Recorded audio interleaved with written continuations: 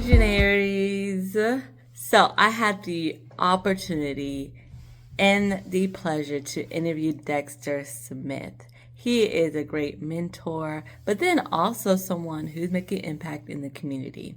So I really want to invite you to tune in into this season 5, episode 2 with Dexter Smith, and we are just really diving deeper into purpose and being able to make impact in the generation after us. So, hopefully, not hopefully, I know, I believe you truly will enjoy this episode. So, subscribe, like, tell a friend, tell a friend. Till next time, love you. So I have the amazing opportunity to sit down with Dexter Smith. He is from Ellenwood, Georgia. His life quote is, "You can win as long as you keep your head to the sky." I know that's right. This Yeah. was one of the most important things his mother instilled in him before she passed. And as he traveled through life with this quote ringing in his ears. He is a chorus and theater director at Spencer High School in Columbus, Georgia, where he is able to pour into many students who solely need someone who will listen, support, care, and push them further. He absolutely enjoys helping others and truly believes that we are here to help one another as we operate in passions and talents. So, Dexter, what is your word for 2025? So the word for 2025 for me is transformation. Ooh, So I have this running list of notes called summer and fall notes that I started about 2 years ago. And because I spend most of my time in Columbus, when summer happens, I'm back in Atlanta chilling with my family or spending time with okay. them. Atlanta's a party. Okay. And so I remember being very vulnerable one summer. Mm-hmm.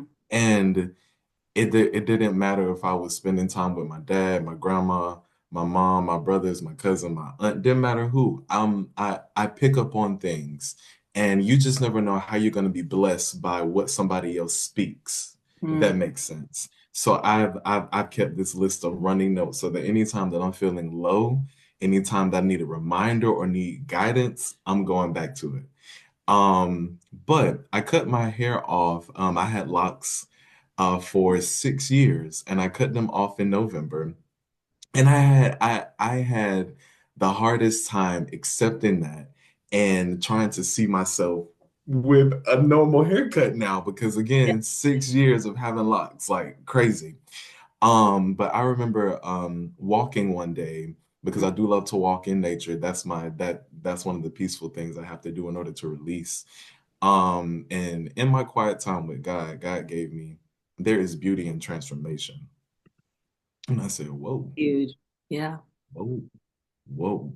And the more I began to see how he is transforming me, he's letting me know, hey, the things that you've grown accustomed to, the things that you've dealt with, the habits that you've been doing, hey, that's good for now, but it cannot go to where I'm about to take you. So hey, that had to go. A lot of things have been disappearing, like literally, little by little to my life. I mean, out of my life so that God can do what he needs to do in me and through me. So yeah, transformation is definitely the word for That 2020. is huge. Yeah. When you were saying all that, I was just thinking more mental transformation because that's one of the Yes. hardest things literally Hmm. to do. Um, Yep. man, that's huge. Hey, check his haircut. Yes. Okay. First the skin. And with that transformation, why do you believe that it's important to equip and mentor the next generation in that way? Mhm. So the success of the next generation begins now in the present.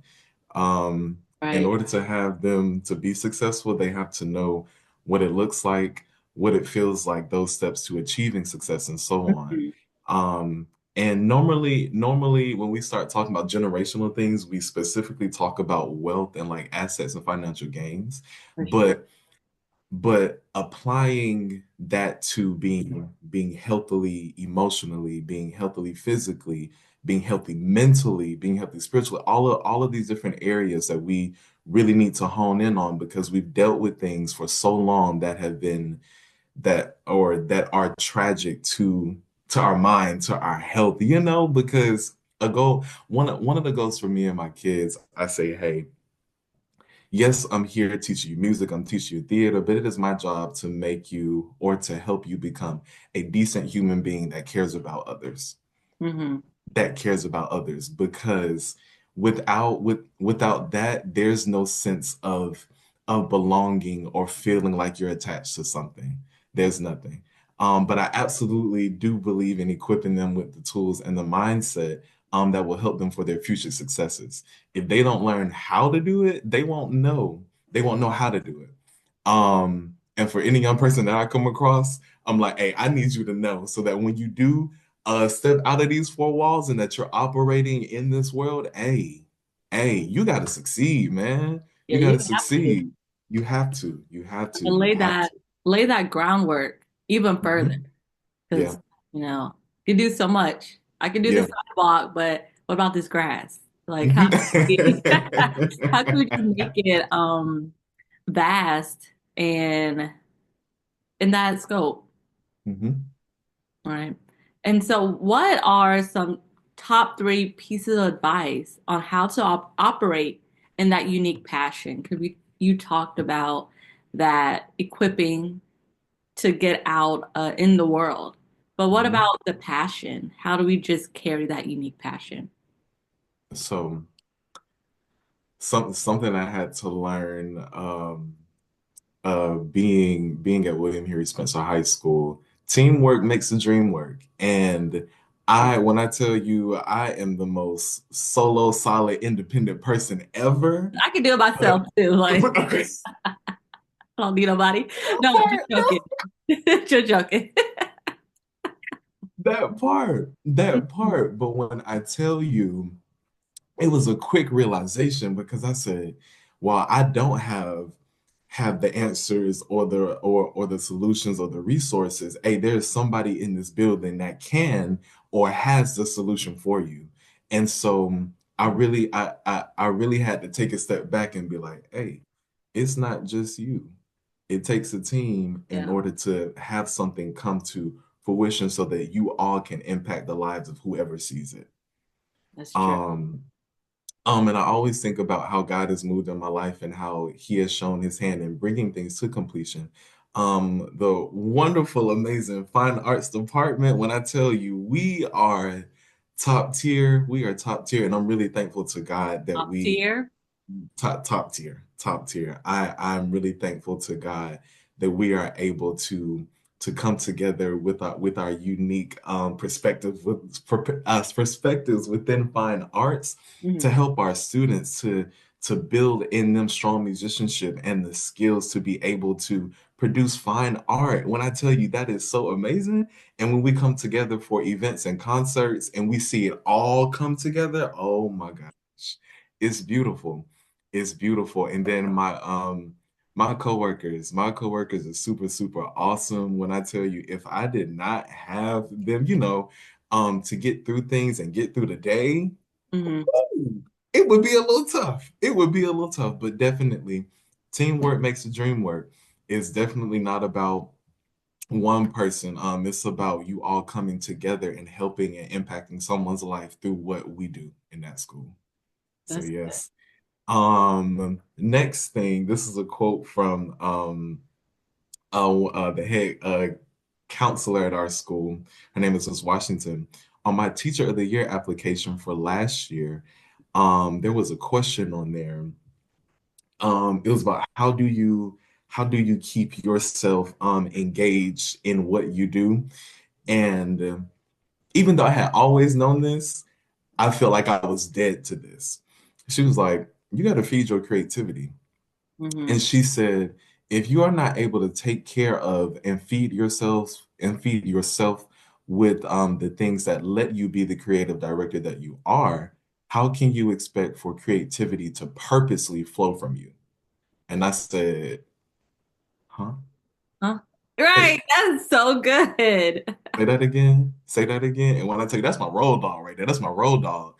But like when she said that, I had to stop. I said, why you had to do that? Like, why? But she was so right for what I do, and because it's so it's very unique, and it's built on creativity because music is creative. And so if I'm not feeding myself that, because when if you were to listen to some of our performances, you'd be like, oh my, what, where all these things coming from? And I'm like, yeah, because that's what's built into the creativity aspect for it. And if I'm not doing that, it's it's just not going to be fulfilling. It's not going to be fulfilling. So I have to continuously remind myself feed to feed the creative sense in me in order to allow it to flow freely from me for my kids. That's Because even though yes, I want to enjoy it, I need to make sure they enjoy it too, so that we can all enjoy it genuinely together. So yeah, and then the last thing, this is a quote from my piano professor. I have nothing to prove but everything to give. mm, I have nothing to prove but everything to give. Is again, it's not about me. It's not about me. I done did everything to get to where I need to be now. Let me help. Let me support. Let me bring up some talent. Let me pour into you. I'm giving it to you because somebody gave it to me. I would not be here if they didn't do what they did. mhm. And like when I tell you it just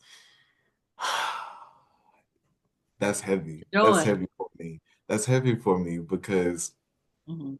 because I feel like in our community we do feel like we have to step up on the scene. We got to do this. We got to do that. We got to prove ourselves. When yes, that may be a little sub quote, sub All little right. Here's tweet, my resume. but right. But it's not about that. It's about giving. At the end of the day, it's about giving because God has blessed you to operate this gift. So how are you going to do it in order to help somebody else? So That's giving. yeah, that's really true. Be Mhm. able to that last quote, that's gonna stick with me. How to Yeah. be able to you receive all, but now how can you pour? How Hmm. can you pour out? And even with dealing with failure and setbacks, can you Hmm. just share a time how you overcame something difficult and how to go back to that joy? Hmm. Hmm. So this is the question, believe it or not, this is the question that I struggle that I struggle the most with because I'm like, dang, there's no perfect answer. What do I say right here? Um, so one, being that I am a classically trained vocalist, Yes. I studied voice in college, and we have this thing on I'm gonna let me coach me. Give me all the I can.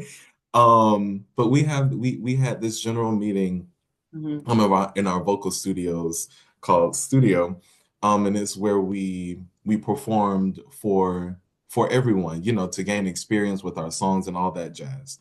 And at the end of those performances, the floor would open up for everybody to give their opinions. You got to have thick skin in order to be able to give what you got, and then right there in that moment, get opinions about what you just gave. Mhm. I definitely remember like my probably like my first few times because I wasn't as confident in my voice then. And so like every opinion that didn't agree with with how I felt, I was like, dang, man, you ain't gonna do that to me. Like, dang, I mean, Exactly. I'm Bye. just Tell trying, me your opinion. But Yeah. in that I had to learn that every perspective or every opinion is not meant to harm you. It Mm, is really to support you. Of course, you're gonna have those opinions that have a little sting to them a little bit, but it's all out of wanting to see you do better, mhm. ways to get you to literally do better. But how do I normally handle things? I pray about everything first. I got Yeah. to pray about everything first Yeah. because God has to be in the midst. God has to be in the midst because if He's not in the midst, I'm going crazy. I'm going crazy. But I think through things, try to get an understanding of all perspectives and how they saw it and how I see it. I'm like, okay, let's mesh these together so that it can be fixed or resolved, and so that it doesn't repeat itself. And once I'm there, I'm like, hey, let's hit the ground running, but with the new freshness or with the newness and how to operate so that it doesn't happen again. Um, Another thing was voice competitions. Woo! And Yeah. not placing or ranking. Oh my gosh, that used to do so much damage to me. It used to do so much damage to me because you prepping all semester, you think you're good, but it's always gonna be somebody else, who's killing it, who's killing it. And while I'm like, yes, you do your thing, I'm like, dang, I did my thing too. So it really, Exactly. 'Cause- mhm. So I come from a classically trained background as Come well, on. or in a dance Hmm. and orchestra. Yeah. Yeah, it's a little facts about me, you all. I'm a classically trained too, but the Come thing on. is, those competitions, those are real. You're like, Yeah. oh, I prepared for this. I put my excellence in this, and Hmm. then you're like, oh, you ain't that good. I'll first place. How Yes. about you? Yes. Yes. So like it's tough. It's tough. Mhm. But dealing with the downside of it is pretty tough because you work hard on something you love. I do remember times when I didn't feel good about my voice or how I sounded, but had I truly believed those things about my voice, then I would not have been able to be comfortable with it now. That's so good. Um, I express myself like crazy when I sing now, whether it's serious or unserious, especially in class, or especially like with my family. When I tell you, if if we riding past somewhere, I'm gonna sing the sign that I see, or in class, and somebody getting on my nerves. No, it just Yeah. it's super crazy. But had I not done that work, then I would not be so free now. And as a result of me working through those insecurities about how I feel about my voice, um, I've been able to give speeches, be host for prom, senior night, like football games and presentations, sing publicly. Like if I just really do connect the dots. If I did not work on that then, it definitely would have had an effect on how I perform in my job now.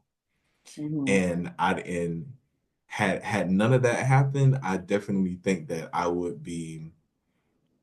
probably wouldn't be impacting the way that the way that I'm impacting the kids that I teach now. That's Like, so I honed in on what needed to change, and that is how change occurred. So yeah. that's so good. That's Mhm. and there's a joy in that. Yeah, yeah, yeah, yeah. With that joy, what does it mean to be a visionary and just continue in your God-driven purpose? For that means to continue to impact lives through the gifts that God has placed in me. It's all about purpose. It's Mhm. all about purpose. It's literally all about purpose. And you know what? That was actually a word that I should have put in for that first question because purpose has been ringing in my ear for like the past few months. And I've been like, focus on your purpose. Focus, just please focus on your purpose. That But I transformation purpose, that transformative purpose. Purpose. Oh, I like that. I like that. I like that. I like that. Come on, transformative purpose. Yeah. Um, Mm. because again, it's not while I am doing it, it's not about me. It's not about me. It's about whomever will will be impacted by what I'm doing. That is, I'm telling you, that's just the sole purpose. That's the sole purpose, I believe, for me. It's to just help and support wherever I can to bring up something in someone that they don't even see, so that they can start dreaming, so that they can start expressing themselves, so that they can start believing in themselves because, everybody matters, you know. Exactly.